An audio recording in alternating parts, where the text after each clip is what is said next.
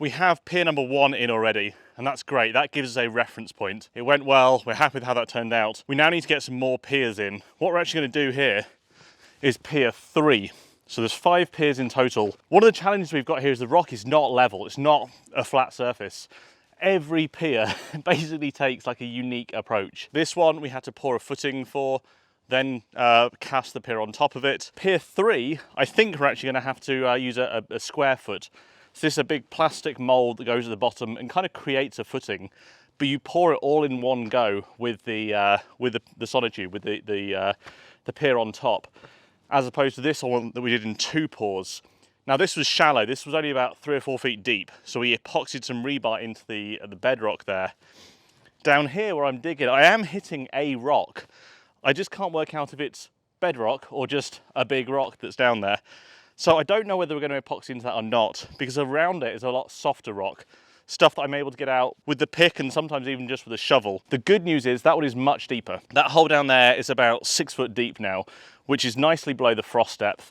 So I think what we'll probably do is clean that hole out, see how it looks, and assuming we don't find a really nice bedrock to epoxy into, I think we'll put some crushed rock down there to make it perfectly flat, perfectly level. Then we'll put the square foot on top and the pier on top of that.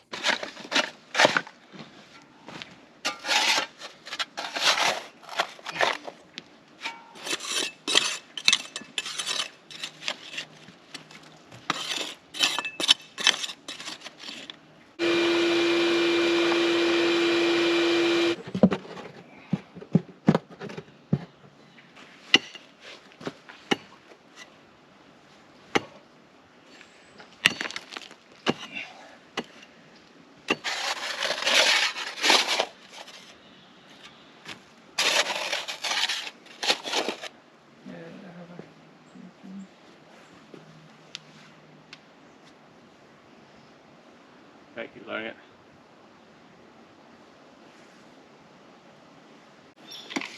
So the total depth is 77 inches. 6.5 foot minus 8 inches. It's just under 6 foot. Just under 6 foot. I mean, that's deeper than the 5 foot. It is, and bear in mind it's going to be insulated because it's got gravel on top. Yeah. Which adds essentially another 2 foot of depth. So this is an equivalent of an 8 foot deep hole.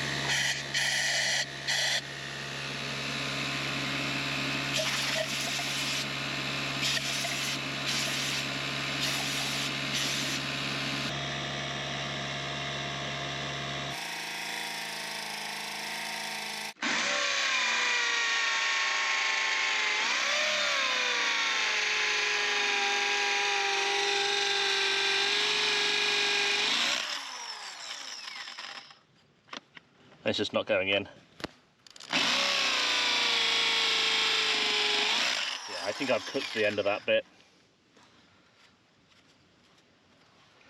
Yeah.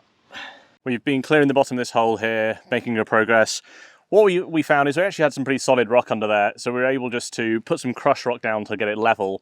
And then we've carved out a little hole in the middle. I just pulled the crushed rock to one side. And we're going to put another piece of rebar in there, epoxy that in to give it some more strength. So even though we've got depth below the frost depth in this particular one, and with the gravel, which is the insulation layer we have, this should be really well protected. We figured we might as well put a piece of rebar going all the way down into the bedrock.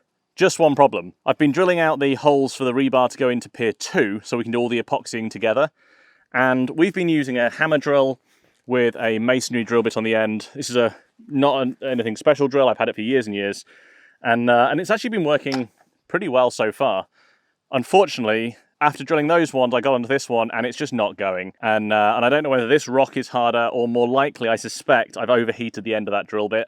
I was giving it breaks. There were 6 holes in there and I was like doing a couple, vacuuming them out, doing a couple more. I suspect I've still overheated that drill bit. So we're going to run down to the store, pick up a new drill bit and hopefully make some progress in the hole here. We really want to get these done today because the epoxy takes 24 hours to cure. So if we can get them in today, they can be curing overnight and tomorrow we can actually start pouring concrete.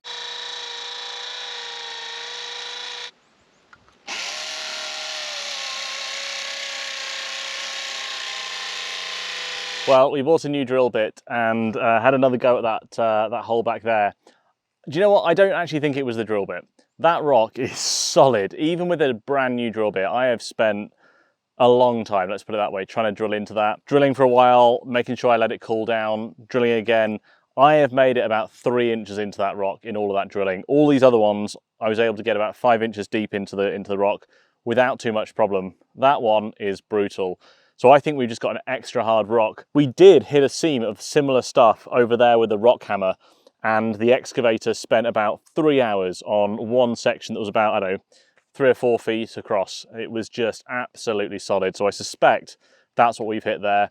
We've got about 3 inches of depth, and honestly, that's just gonna have to be enough because we just can't get any more than that. So we've now got all the holes drilled and all the rebar cut. So it's all just sitting in here, dry fitted right now.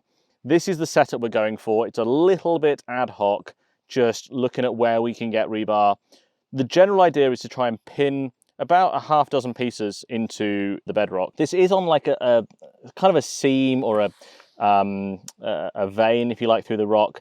It's not ideal, but it's what we've got to deal with. So we are trying to pin this really sturdily. What we've gone for is 4 pieces of rebar in 4 corners, making a square.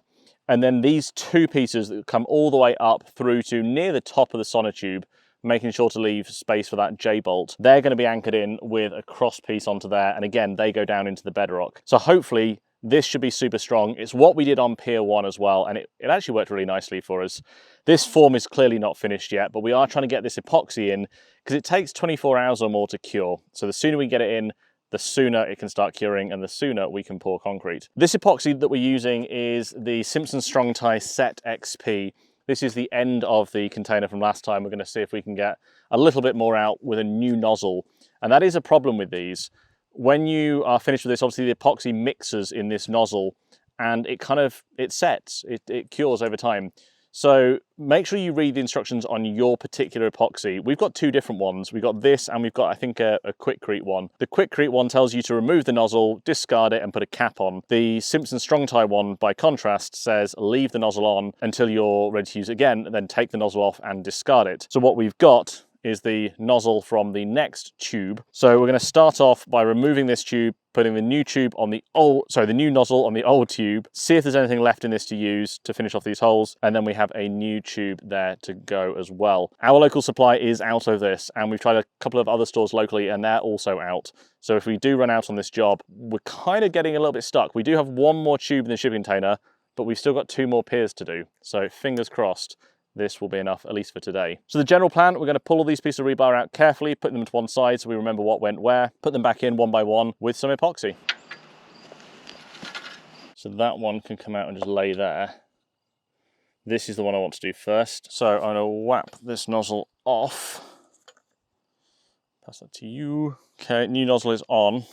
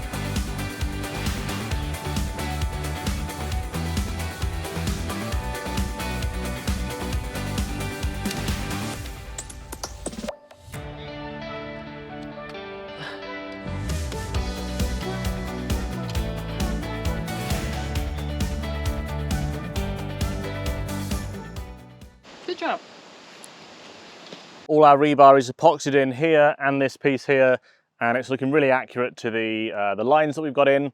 So now we're going to turn our attention to the form. Now this is a form for the footing. We're going to do this like we did the first pier, which is basically construct a box around where the pier will go. Obviously now we've got the rebar in place, it's really easy to see where the footing needs to be. Once that box is in, we're going to backfill around it with some crushed rock, and then we can actually pour the concrete in once the epoxy is cured at least. As you can see, this is really uneven. That one was a lot easier. It was more like a well that we were sort of framing around. This one's got a big drop off. We've scribed these boards. We will need to adjust everything some more. We're going to try and get things where we want it, put some sort of wooden legs down. We really want to get this level. If you can get this level, it makes your life much easier later, because then the sonotube sits pretty close to plumb. So we will work pretty hard to get this level and get that running. When that's backfilled around it, we'll probably turn our attention to this one. We want that epoxy to set up and really kind of lock that rebar in place before we mess with it too much. But we can start getting the square foot in there.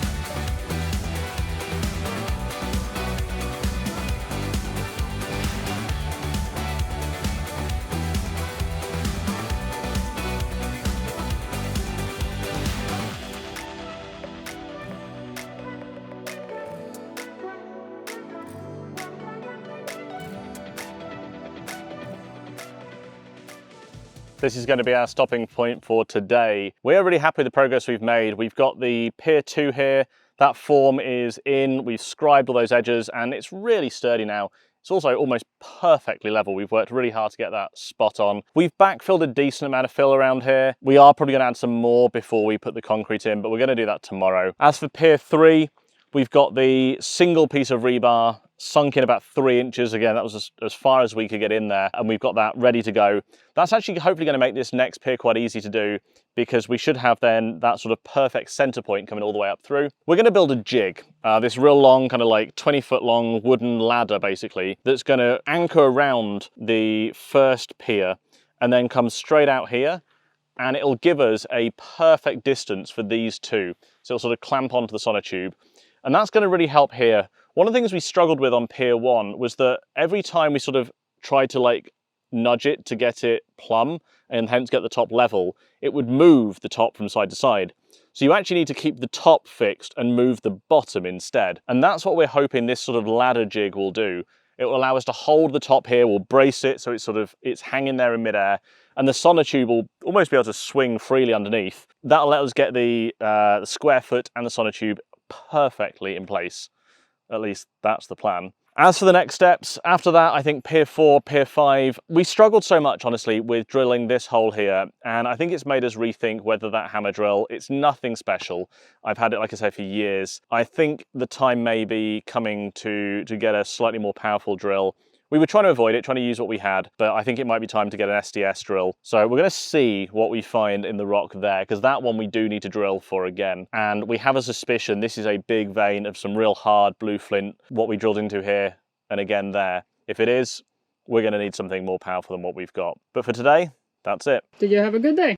It has. It's been a really good day. Made a lot of progress. I feel good. The weather's been actually perfect. It's been overcast, but sort of not hot sun, but dry. It's been good conditions for it today. I think a lot of building is problem solving.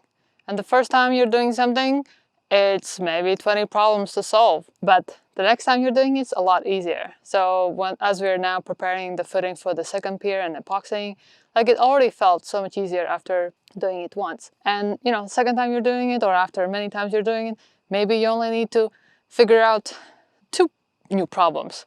And I think that number of problems that you need to figure out as you go, I think that's what makes building or can make building hard in the beginning. But as we gain experience, it gets a lot more fun. Not that it's not fun in the beginning, it's just, it can be a little bit more stressful.